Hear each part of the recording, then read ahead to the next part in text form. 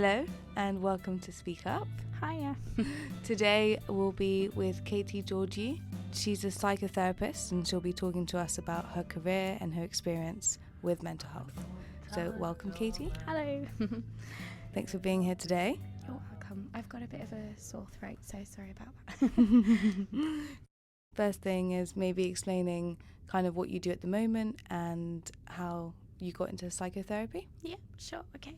So I'm what's called a Gestalt Therapist. That just means that I trained in a particular approach called Gestalt Therapy. And I can kind of go into that a bit later maybe. Where essentially I started out initially as a journalist, and over time I kind of retrained and then became a therapist. The reason for that would probably be that years ago when I was a student, we're talking like early 2000s, I had some issues around with anxiety, but I saw a really, really lovely therapist at the time. She was so helpful and lovely and kind, and my life transformed, and it really inspired me massively. So I always held that in the back of my mind, that I wanted to be able to, that particular quality that she had with me and the time and energy she spent with me, I wanted to give that back because I remember it really clearly. So whenever a client comes to me, I always carry that in the first session. Yeah, it took a while to get there. I sort of, as I said, I was a journalist. I started I started working for the Times as a sub-editor, and then I started writing for them, doing some music interviews. I was very into kind of indie and Britpop, so I got to interview Alan McGee, who discovered Oasis. That was really exciting. Amazing. And it was wonderful. And we actually became friends. Like we stayed in contact, and then through that I was doing a lot more sub-editing and writing and work like that. And then around that time, I decided I wanted to volunteer. I kind of was thinking around therapy that I wanted to retrain in something. And I thought rather than just going straight into it, I would experiment a bit, maybe do some volunteering. So I volunteered with Samaritans, and I did that for 4 years. Wow. That was, it was very heavy. It was a lot. It was... every week I had to do a 3-hour shift, which would normally be at the weekends, and then once every 8 weeks I did a night shift from midnight to 6 a.m. And that it was those night shifts that were the darkest and heaviest. So I carried a lot from that and a lot of stories that I remember from that. And then I started working for Samaritans full time as their copywriter and editor, like doing editorial work for them. And it was around the time that they were doing research on male suicide. They did this big research campaign called Men on the Ropes. And I learned a lot through that about the high statistics of male suicide rates, and the reasons why, and the sociological factors around it. And the whole cocktail of factors combining sort of social status and the changing identity of men and all of that. So it was really fascinating. And then I got made redundant, so I went back to freelancing as a journalist, and I realised actually I'm ready now to retrain as a therapist. So there's a long-winded roundabout way of describing how I got here, but that's the crux of it. Yeah. Amazing. And when you retrained in psychotherapy, did you find that difficult? Was it a process because obviously you had experience with the Samaritans, but learning a whole new field, what was that like? It was great because although it felt like a field, it felt very familiar as well. I think one thing I noticed with journalism is what I loved about journalism. My favourite part of it was interviewing people and asking questions. And the parts that I loved was when interviewees would go deep into their life story.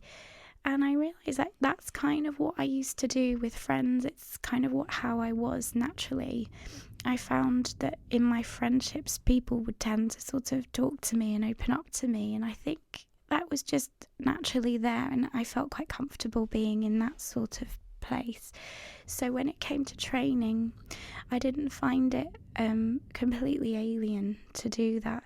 And it was actually just really enjoyable, and realising that although some of the, in theory, it seems like so much of it will be heavy and sad and get you down and maybe be quite depressing, I actually find it the opposite, that this whole world opens up to you full of life and colour and people's journeys and experiences and compassion and the strength that they have, and it's really uplifting. Even in, it sounds a bit paradoxical, but even in the sad moments, there's something beautiful that comes out of every session that reminds you this is why we're alive, this is what humans are about, this is what connection's about, and I leave feeling really fulfilled. It's and they feel, well, I hope they feel fulfilled, but it's more about that connection. Amazing.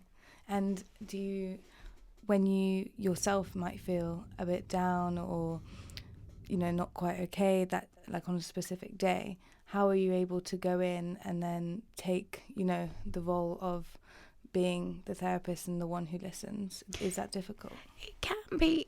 We're quite well trained, I think, through all the training and therapy. There's this thing called bracketing, where you just you acknowledge whatever it is that you're carrying, but you kind of put it to the side and you just park it there and you hold that in mind, but you kind of make sure that you attend to the client or patient in front of you.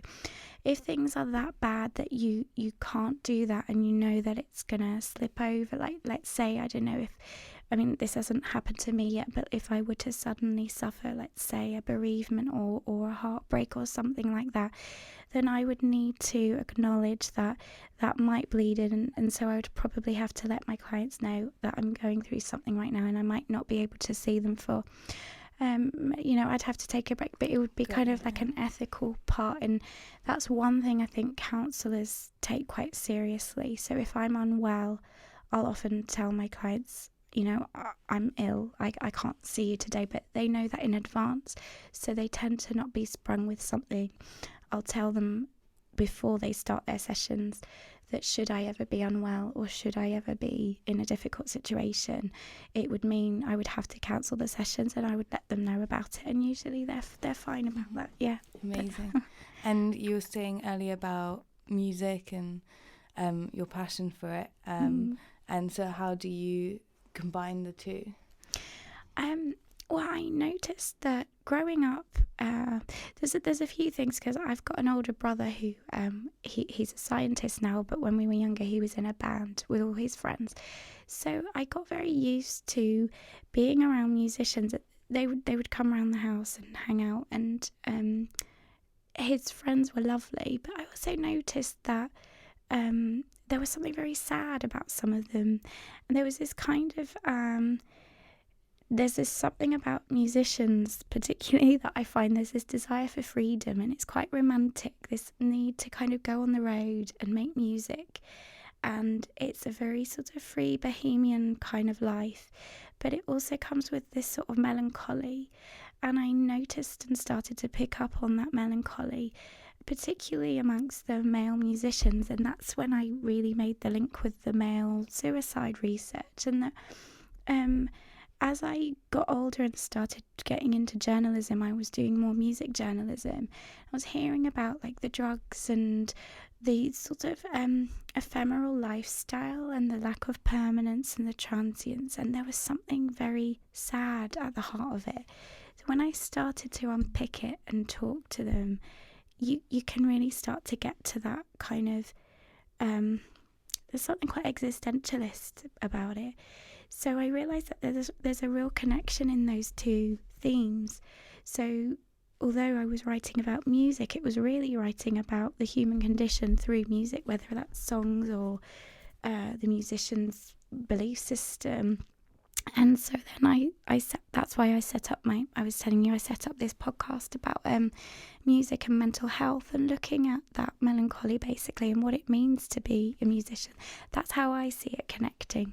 And then a lot of musicians have come for therapy, and it all just keeps feeding back into itself. So yeah, it is quite connected. Yeah, I'd never thought about it before. Yeah. It's really I mean, interesting. for you, are you quite into music yourself? Not personally. I'm more into like film and things like that. But I was also reading on your website how you sort of help people who are like maybe in creative sort of industries and things like that. Yeah. Which is really interesting to have sort of that focus on it, because you don't really combine the two, or no one really combines that. Yeah. And if you're talking about things like film, I would say it's really similar. There's that whole mix between the films that you love, or the songs that you love, or the shows that you love, and how they touch you. It could be a line from a film, or a line from a book, or a lyric in a song, and it could get you through. And then there's the person that makes it, and I've always found that a fascinating combination. But when it comes to therapy, I find that the style of therapy that I trained in has quite a creative aspect to it. So in Gestalt, we might use music or art or any kind of creative outlet, even dance, to kind of express an emotion or to take a look at it a bit more deeply. And I find that if you are a creative person, that lends itself quite well to that style of therapy, as well as the talking. And what would you sort of recommend? Obviously a sort of traditional thing to do would be, if like a young person was not feeling great, to go to therapy. Do you have any other sort of alternative methods they could use, or any like things that maybe you did, or that people have done to make you feel a bit better? Or so if they couldn't go to therapy, I mean, I would say one thing is there's this big message out there now in the media about opening up and talking up, and what I would say is that it's really important to talk, but make sure you're talking to the right person. So if it can't be a professional, do make sure it's someone that you trust and that can keep your confidence. There's great power in like sharing in groups as well, and it can start with something really small, like, does anyone else ever feel like this? And it doesn't have to be anything big. Like, let's say, I don't know, there's all sorts of things you can go through, but let's say you're struggling with your eating. Let's say maybe you're not eating, or you're bulimic, and you don't necessarily want to talk about that. Let's say you don't necessarily have to go up to someone and say, hey, look, I'm bulimic, this, and here's this thing, and then you identify yourself as that. But you might kind of say, hey, does anyone else ever have this thing where they feel down, and you just want to like comfort eat it away? And you might find that other people say, yeah, me too.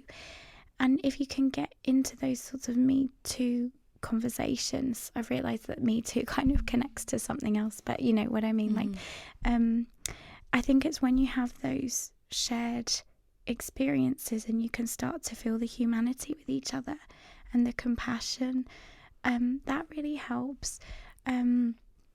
In terms of other things you can do, I mean, I find walking helps. It might not help everybody, but everyone might have a particular activity that is kind of solitary but quite meditative. So that might be drawing, it might be walking, it might be swimming, it might be running, it could be anything. But really get to know what it is and make time in your day to do it. And really, if anything, really listen to people.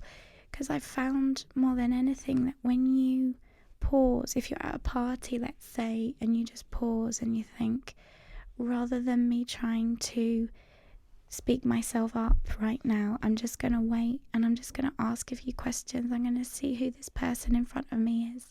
How has their day been? What have you been up to today? How was that?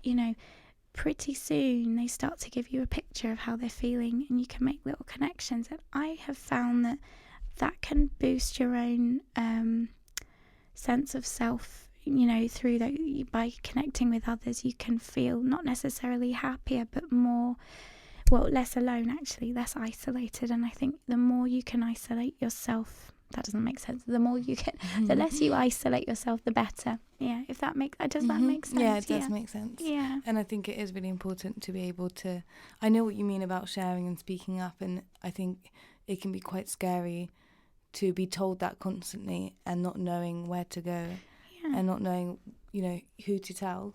And I think it's great advice to say, just start with little questions like that, because it does help when you do that. Yeah. And it's nice to know that other people will have the same little tendencies. And so, yeah, I think that's great. And do you feel like there's, I don't know, obviously you probably have a range of clients, but do you feel like social media and the internet has an impact on people's mental health more so than before? Yeah, I would say maybe not more so than before, but it's just seen in a different way. So probably those mental health issues that were there were always there, but I think now they've kind of morphed. They're more in your face. Like, if you're on social media, you're more vulnerable. I think we're more exposed now. So if we're sharing something, we don't know where that information is going to go. And in the hands of the wrong people, that can turn to cyberbullying or trolling. And it can also lead to things like envy or jealousy, or just a sense of not being enough. Everybody's putting out their best self on the internet, so we might look at that and think, oh, my life isn't like that, and not realizing that this is just the highlight of someone's life. And some people might be using the highlights of their life to hide the fact that underneath it is something else. It's not always the case, I'm sure, but I do think that we become more vulnerable on the internet, and social media can intensify. But there are also some fascinating, wonderful things as a result of that you get that you didn't used to get, like online communities. And that's one thing I would tap into. You get like peer network forums for people going through similar problems, and provided you're on the right forum, there's one brilliant one called Talk Life, and I think it's for people between 15 and 25, so it's really great for students. It's like a peer-to-peer networking group where you can go on it and everybody there shares their experiences together, but it's moderated in a way. There's no trolling, there's no bullying. It's very carefully monitored, and it's a very safe environment to do it. So if you are going to sort of turn online to share, I would always recommend those sorts of platforms rather than unmoderated forums where people control you, or where you don't know where that information is going. Yeah, that's great. That's really amazing, because I think when I was younger, everyone used to go on social media sites like Tumblr and sort of exchange how they felt there, but it was quite a toxic environment, and it was pro-anorexia groups and things like that.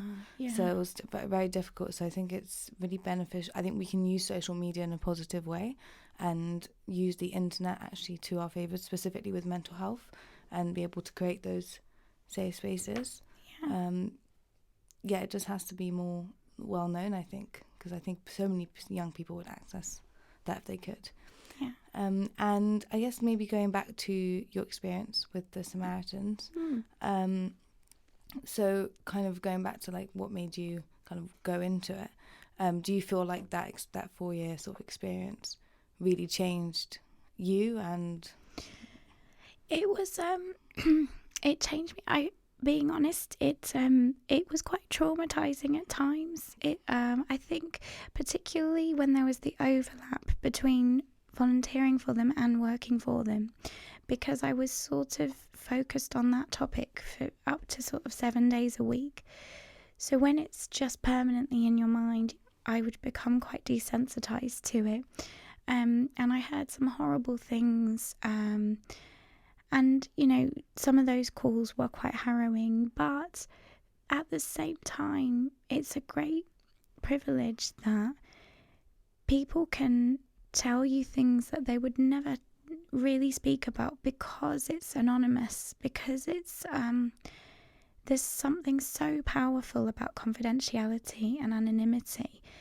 Although with social media, anonymity can kind of morph into people becoming nasty. I think there's another side to anonymity when it comes to a helpline, where it can allow you the space to open up without fear of the repercussions. And in that space, you can just really just say what you feel with someone who's trained to kind of help you guide through. And I found that some of those conversations touched me in an indefinite way, like reminding me of all the different kinds of people out there, all those people in society that you don't see, sort of invisible people. So I would have calls from people who were maybe in hospital and had been in hospital for months, and I would never see them in the street, but they were old, and maybe it would be 2 or 3 in the morning, and there's no one around, they've got no one to talk to, but all they have is their phone, and they call Samaritans. Or people, and one that was quite poignant for me were people who were in prison, who were reflecting on their crimes and feeling guilty or feeling shame, or realising that they're going to be released in a few weeks, and thinking, are they ready for that, and what's life going to be like, and their circumstances were quite sad beforehand, and them sharing that story with you and why they've ended up in the situation they've been in and all their regrets. And when you hear those conversations, it's like, well, there's such a colourful palette of life out there, and I think it's changed me in that sense, that there's just so many people we don't see, all with their own story. Every single person you walk past in their life has their story too.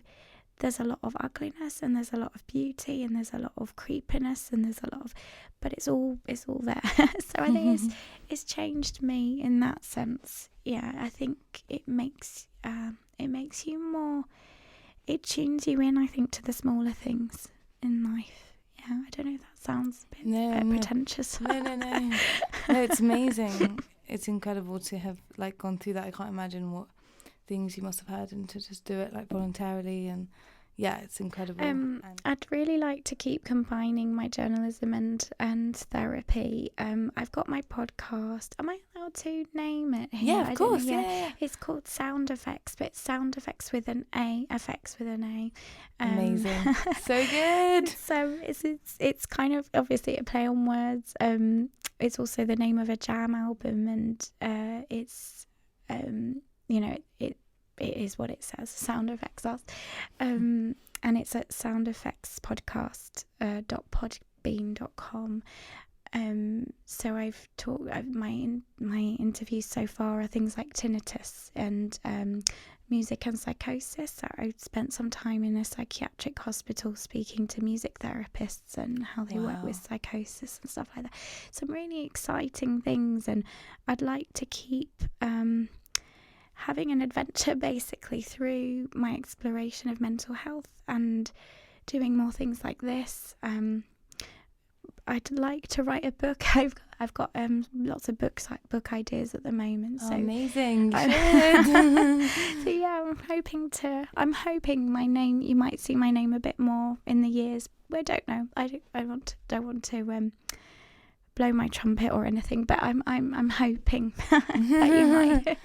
Yeah, because I think the podcast sounds like such a great idea, because people, I think this is such a good way as well to get people interested in mental health by showing other aspects and other fields that it can combine with. So I think it's so exciting when people are able to do that, or even when TV shows pick up on talking specifically about a mental health issue, just trying to get people more interested in a more normalized way, rather than it being something quite clinical. Or absolutely, yeah. If there's one thing I would say, that's exactly it. I think people are quite scared of talking about mental health, because the image is that you're going to go into this room and talk to this professional who's going to stare at you, categorize you, diagnose you. I think I remember it because I remember that's how I felt when I was a teenager, when I was a student, being terrified that if I told a doctor or a professional what I was experiencing, that I was going to somehow end up being categorized as ill, and then locked away. I think that just comes through the media. Films like One Flew on the Cuckoo's Nest. These kinds of images of being in straitjackets and this kind of austere mental health image, which is very, very outdated. And I think it used to be that way, in the 60s. But if you imagine this black and white film turned into colour, therapists now have, and mental health professionals, that there's so much more compassion and understanding, and you'd be surprised just how much compassion there is, and that actually when you're in a room you're met with a fellow human being who's probably been through what you're going through, and that's probably the reason they're doing what they're doing right now. And it's just about having a human connection and conversation, and it's not as scary as you might think. Amazing. Yeah.